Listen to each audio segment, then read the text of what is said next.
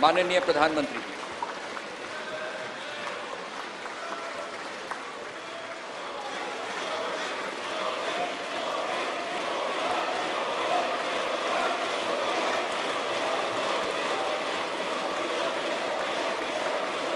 लोकसभा के स्पीकर आदरणीय श्री ओम बिरला जी,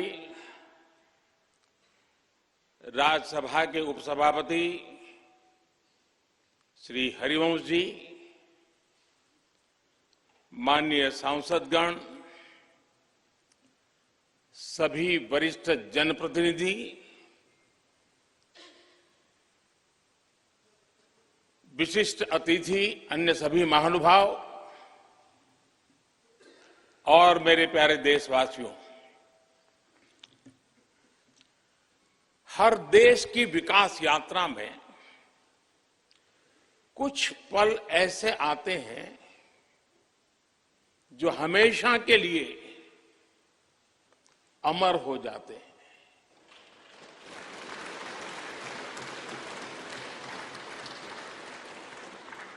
कुछ तारीखें समय के ललाट पर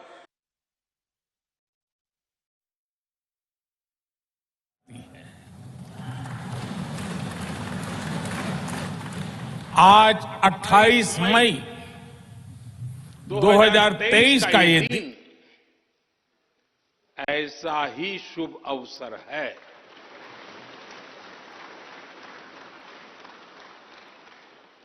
देश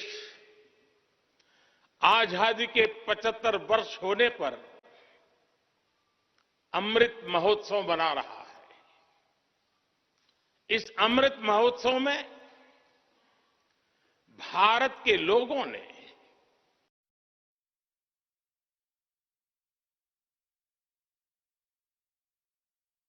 ये भवन का उपहार दिया है।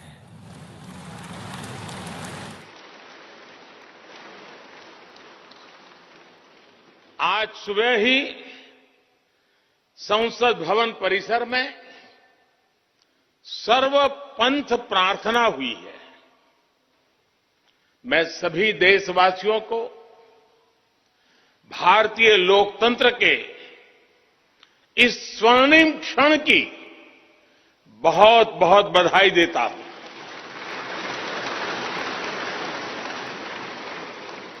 साथियों, ये सिर्फ एक भवन नहीं है, ये 140 करोड़ भारतवासियों की आकांक्षाओं और सपनों का प्रतिबिंब है।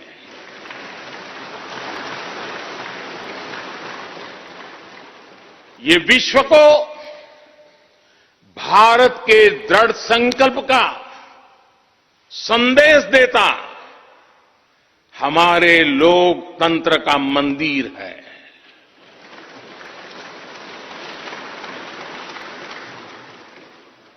ये नया संसद भवन योजना को यथार्थ से,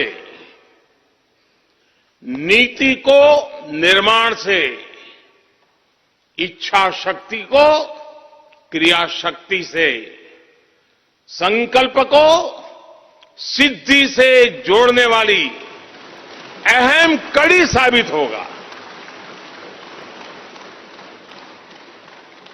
ये नया भवन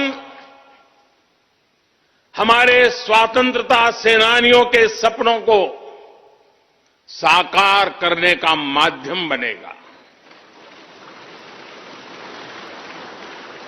ये नया भवन आत्मनिर्भर भारत के सूर्योदय का साक्षी बनेगा।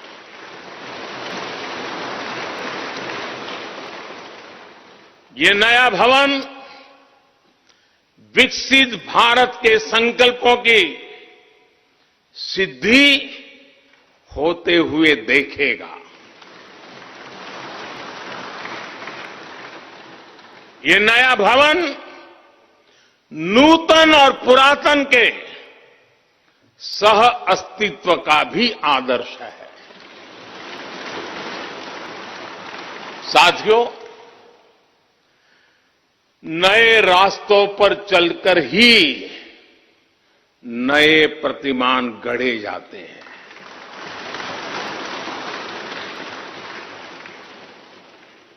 आज नया भारत नए लक्ष्य तय कर रहा है,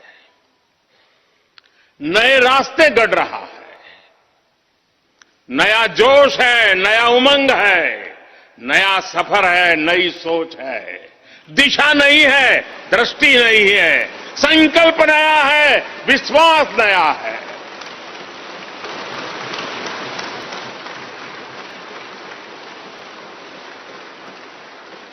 और आज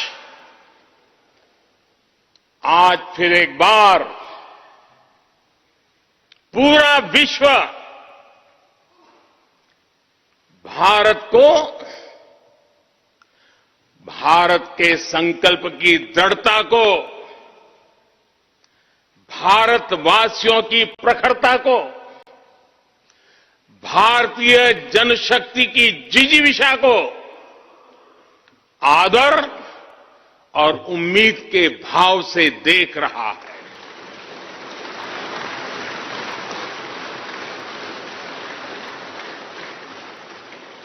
जब भारत आगे बढ़ता है तो विश्व आगे बढ़ता है।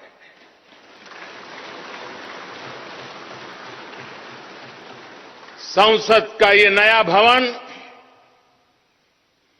भारत के विकास से विश्व के विकास का भी आह्वान करेगा।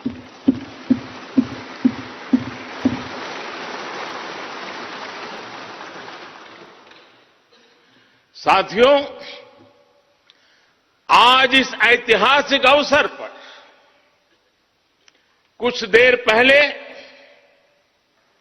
संसद की इस नई इमारत में पवित्र सेंगोल की भी स्थापना हुई है।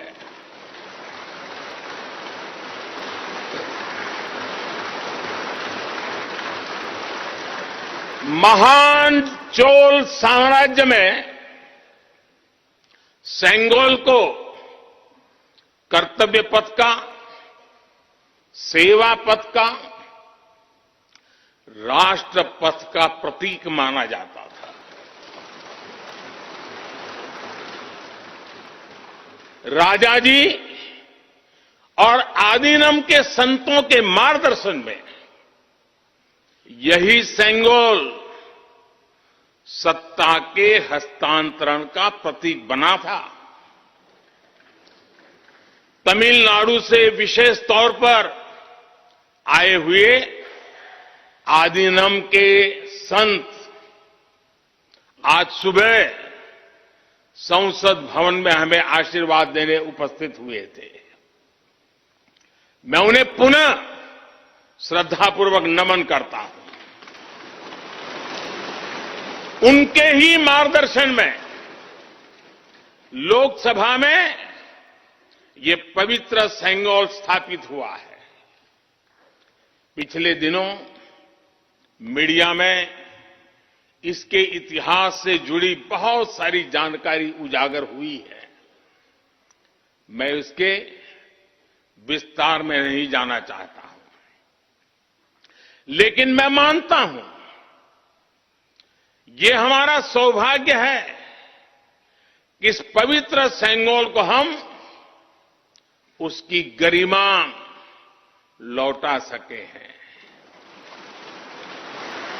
उसकी मान मर्यादा लौटा सके। जब भी इस संसद भवन में कार्रवाई शुरू होगी, ये सेंगोल हम सभी को प्रेरणा देता रहेगा। साथियों, भारत एक लोकतांत्रिक राष्ट्र ही नहीं बल्कि लोकतंत्र की जननी भी है, मदर ऑफ डेमोक्रेसी भी है। भारत आज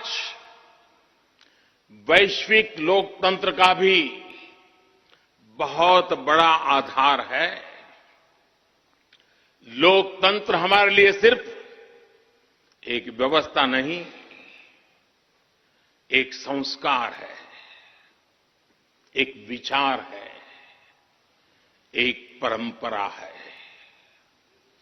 हमारे वेद हमें सभाओं और समितियों के लोकतांत्रिक आदर्श सिखाते हैं। महाभारत जैसे ग्रंथों में गणों और गणतंत्रों की व्यवस्था का उल्लेख मिलता है। हमने वैशाली जैसे गणतंत्रों को जीकर दिखाया है। हमने भगवान बसवेश्वर के अनुभव मंटपा को अपना गौरव माना है। तमिलनाडु में मिला 900 ईस्वी का शिलालेख आज भी हर किसी को हैरान कर देता है। हमारा लोकतंत्र ही हमारी प्रेरणा है। हमारा संविधान ही हमारा संकल्प है। इस प्रेरणा, इस संकल्प की सबसे श्रेष्ठ प्रतिनिधि अगर कोई है तो ये हमारी संसद है। और ये संसद देश की जिस समृद्ध संस्कृति का प्रतिनिधित्व करती है, उसका उद्घोष करती है। शेते निपद्यमानस्य, शेते निपस्य मानस्य चराति चर्त भगः चरैवेति चरैवेति चरैवेति। कहने का तात्पर्य, जो रुक जाता है उसका भाग्य भी रुक जाता है, लेकिन जो चलता रहता है उसी का भाग्य आगे बढ़ता है, बुलंदियों को छूता है। और इसलिए चलते रहो, चलते रहो। गुलामी के बाद हमारे भारत ने बहुत कुछ खोकर अपनी नई यात्रा शुरू की थी। वो यात्रा कितने ही उतार चढ़ावों से होते हुए, कितनी ही चुनौतियों को पार करते हुए आजादी के अमृत काल में प्रवेश कर चुकी है। आजादी का ये अमृत काल विरासत को सहेजते हुए विकास के नए आयाम गढ़ने का अमृत काल है। आजादी का ये अमृत काल देश को नई दिशा देने का अमृत काल है। आजादी का ये अमृत काल अनंत सपनों को, असंख्य आकांक्षाओं को पूरा करने का अमृत काल है। इस अमृत काल का आह्वान है, इस अमृत काल का आह्वान है मुक्त मातृभूमि को, मुक्त मातृभूमि को नवीन पान चाहिए, नवीन पर्व के लिए नवीन प्राण चाहिए। मुक्त गीत हो रहा, मुक्त गीत हो रहा नवीन राग चाहिए, नवीन पर्व के लिए नवीन प्राण चाहिए।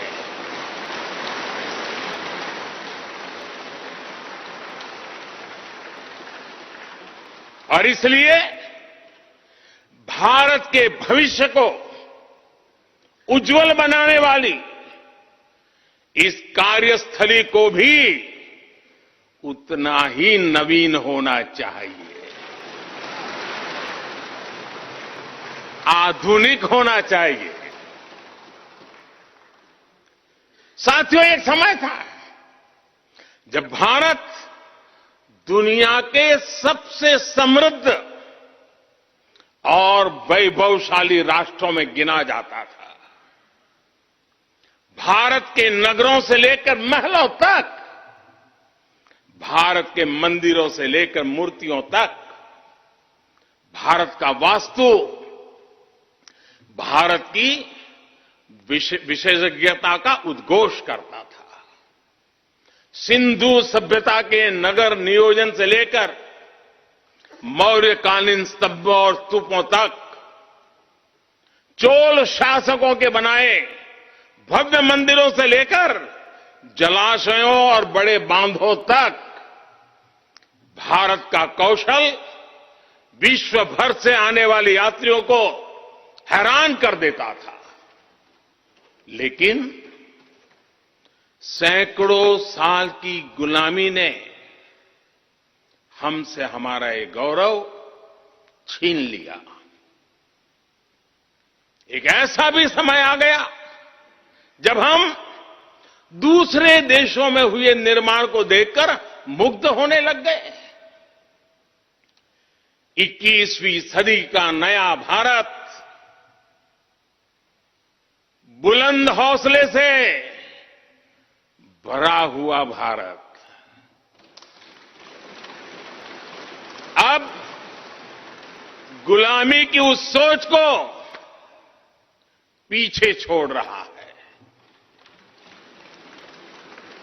आज भारत प्राचीन कला की उस गौरवशाली धारा को एक बार फिर अपनी तरफ मोड़ रहा है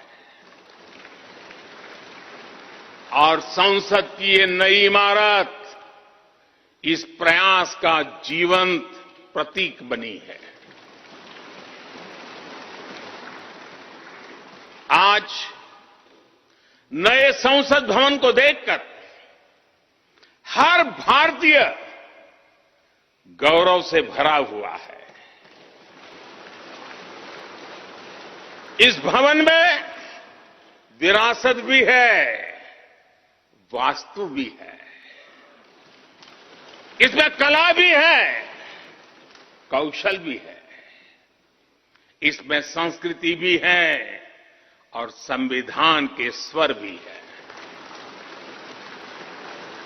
आप देख रहे हैं कि लोकसभा का आंतरिक हिस्सा, यहां भी देखिए, यहां भी देखिए, राष्ट्रीय पक्षी मोर पर आधारित है। राज्यसभा का आंतरिक हिस्सा राष्ट्रीय फूल कमल पर आधारित है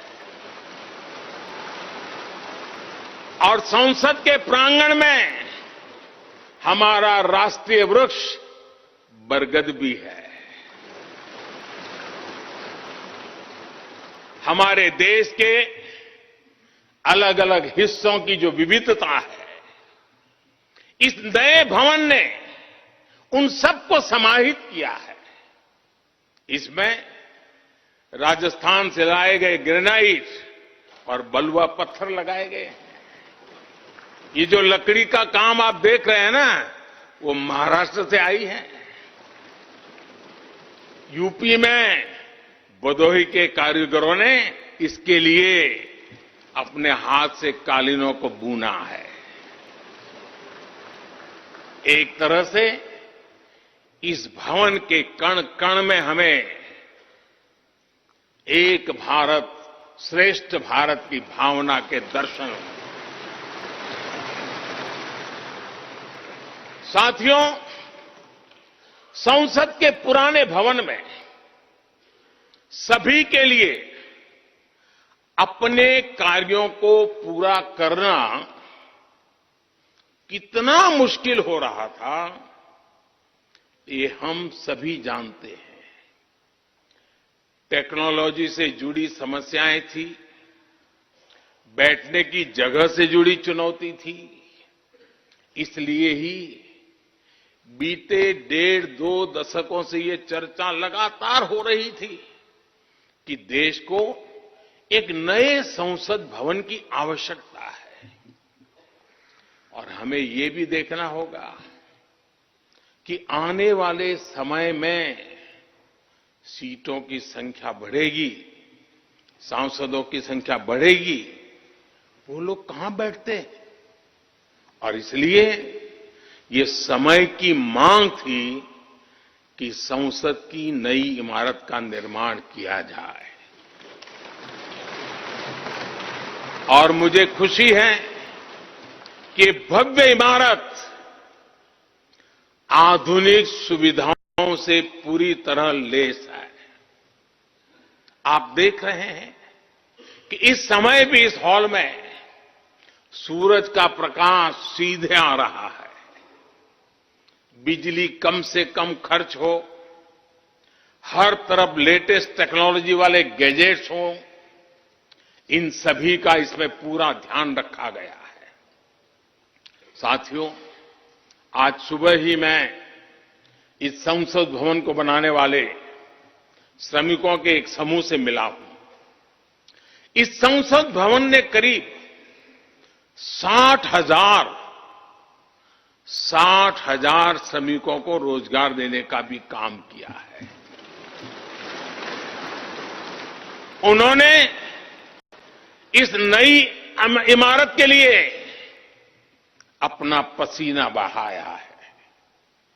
मुझे खुशी है कि इनके श्रम को समर्पित एक डिजिटल गैलरी भी संसद में बनाई गई है और विश्व में शायद ये पहली बार हुआ होगा। संसद के निर्माण में अब उनका योगदान भी अमर हो गया है। साथियों, कोई भी एक्सपर्ट अगर पिछले 9 वर्षों का आकलन करे तो पाएगा कि ये 9 साल भारत में नव निर्माण के रहे हैं, गरीब कल्याण के रहे हैं। आज हमें संसद की नई इमारत के निर्माण का गर्व है, तो मुझे पिछले 9 साल में गरीबों के 4 करोड़ घर बनने का भी संतोष है। आज जब हम इस भव्य इमारत को देखकर अपना सर ऊंचा कर रहे हैं, तो मुझे पिछले 9 साल में बने 11 करोड़ शौचालयों का भी संतोष है, जिन्होंने महिलाओं की गरिमा की रक्षा की, उनका स्वर ऊंचा कर दिया। आज जब हम इस संसद भवन में सुविधाओं की बात कर रहे हैं, तो मुझे संतोष है कि पिछले 9 साल में हमने गांवों को जोड़ने के लिए 4 लाख किलोमीटर से भी ज्यादा सड़कों का निर्माण किया। आज जब हम इस इको फ्रेंडली इमारत को देखकर खुश है, तो मुझे संतोष है कि हमने पानी की एक एक बूंद बचाने के लिए 50,000 से ज्यादा अमृत सरोवरों का निर्माण किया है। आज जब हम इस नए संसद भवन की लोकसभा और राज्यसभा को देखकर उत्सव मना रहे हैं, तो मुझे संतोष है कि हमने देश में 30,000 से ज्यादा नए पंचायत भवन भी बनाए हैं। यानी पंचायत भवन से लेकर संसद भवन तक हमारी निष्ठा एक ही है, हमारी प्रेरणा एक रही। देश का विकास, देश के लोगों का विकास। साथियों, आपको ध्यान होगा 15 अगस्त को लाल किले से मैंने कहा था, यही समय है, सही समय है।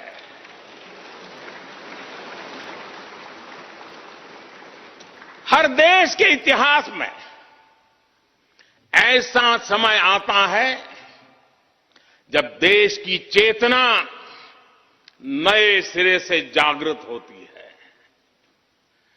भारत में आजादी के 25 साल पहले, 47 के पहले 25 साल याद कीजिए, आजादी के 25 साल पहले ऐसा ही समय आया था।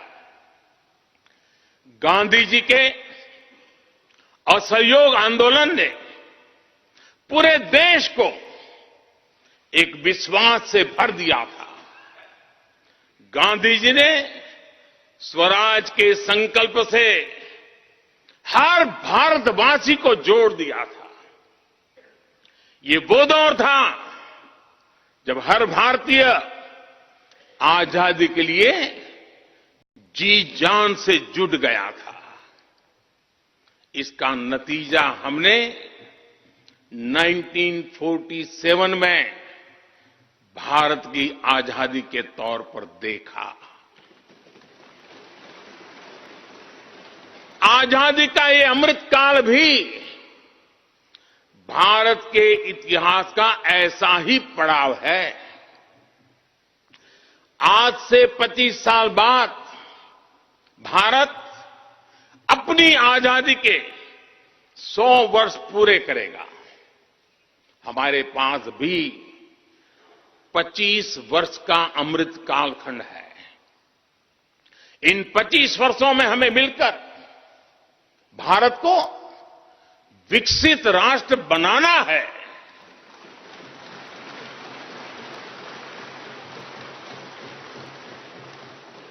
लक्ष्य बड़ा है, लक्ष्य कठिन भी है, लेकिन हर देशवासी को आज इसके लिए जी जान से जुटना ही है। नए प्रण लेने हैं, नए संकल्प लेने हैं, नई गति पकड़नी है। और इतिहास गवाह है कि हम भारतीयों का विश्वास सिर्फ भारत तक ही सीमित नहीं रहता। हमारी आजादी की लड़ाई ने दुनिया के बहुत सारे देशों में उस समय एक नई चेतना जागृत कर दी थी। हमारी आजादी की लड़ाई से भारत तो आजाद हुआ ही, साथ ही कई देश आजादी की राह पर चल पड़े। भारत के विश्वास ने दूसरे देशों के विश्वास को सहारा दिया था। और इसलिए भारत जैसा विविधता से भरा देश, इतनी बड़ी आबादी वाला देश, इतनी सारी चुनौतियों से लड़ने वाला देश जब एक विश्वास के साथ आगे बढ़ता है तो इससे दुनिया के अनेक देशों को प्रेरणा भी मिलती है। भारत की हर सफलता आने वाले दिनों में दुनिया के अलग अलग भूभाग में अलग अलग देशों की सफलता के रूप में प्रेरणा का कारण बनने वाली है। आज यदि भारत तेजी से गरीबी दूर करता है तो ये कई देशों को गरीबी से बाहर आने की प्रेरणा भी देता है। भारत का विकसित होने का संकल्प कई और देशों का संबल बनेगा। इसलिए भारत की जिम्मेदारी और बड़ी हो जाती है। और साथियों, सफलता की पहली शर्त सफल होने का विश्वास ही होती है। ये नया संसद भवन इस विश्वास को नई बुलंदी देने वाला है। ये विकसित भारत के निर्माण में हम सभी के लिए नई प्रेरणा बनेगा। ये संसद भवन हर भारतीय के कर्तव्य भाव को जागृत करेगा। मुझे विश्वास है इस संसद में जो जनप्रतिनिधि बैठेंगे वे नई प्रेरणा के साथ लोकतंत्र को नई दिशा देने का प्रयास करेंगे।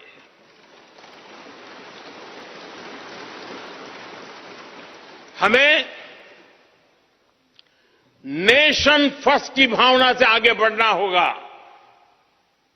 इदम राष्ट्राय इदम न मम। हमें कर्तव्य पथ को सर्वोपरि रखना होगा। कर्तव्यमेव कर्तव्यम अकर्तव्यम न कर्तव्यम। हमें अपने व्यवहार से उदाहरण प्रस्तुत करना होगा। यद यदाचरति श्रेष्ठ तत्देव इतरो जनः। हमें निरंतर खुद में सुधार करते रहना होगा। उद्धरेत आत्मना आत्मानानम। हमें अपने नए रास्ते खुद बनाने होंगे। अपदीवो भव। हमें खुद को खपाना होगा, तपाना होगा। तपसो ही परम नास्ति तपसा विंदते महत। हमें लोक कल्याण को ही अपना जीवन मंत्र बनाना होगा। लोकहितम मम करणीयम। जब संसद के इस नए भवन में हम अपने दायित्वों का ईमानदारी से निर्वहन करेंगे तो देशवासियों को भी नई प्रेरणा मिलेगी। साथियों, दुनिया के सबसे बड़े लोकतंत्र को यह नई संसद एक नई ऊर्जा और नई मजबूती प्रदान करेगी। हमारे श्रमिकों ने अपने पसीने से इस संसद भवन को इतना भव्य बना दिया है। अब हम सभी सांसदों का दायित्व है कि इसे अपने समर्पण से और ज्यादा दिव्य बनाएंगे।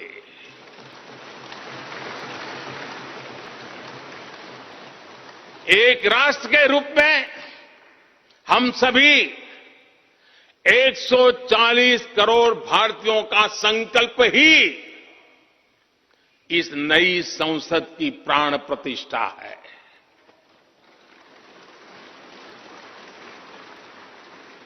यहां होने वाला हर निर्णय आने वाली सदियों को सजाने संवारने वाला है। यहां होने वाला हर निर्णय आने वाली पीढ़ियों को सशक्त करने वाला होगा। यहां होने वाला हर निर्णय भारत के उज्ज्वल भविष्य का आधार बनेगा।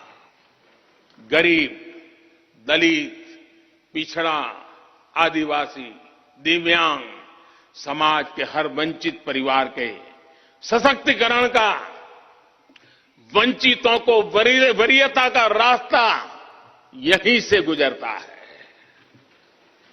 इस नए संसद भवन की हर ईंट, हर दीवार, इसका कण कण गरीब के कल्याण के लिए समर्पित है।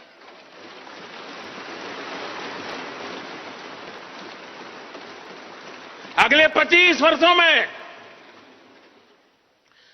संसद के इस नए भवन में बनने वाले नए कानून भारत को विकसित भारत बनाएंगे।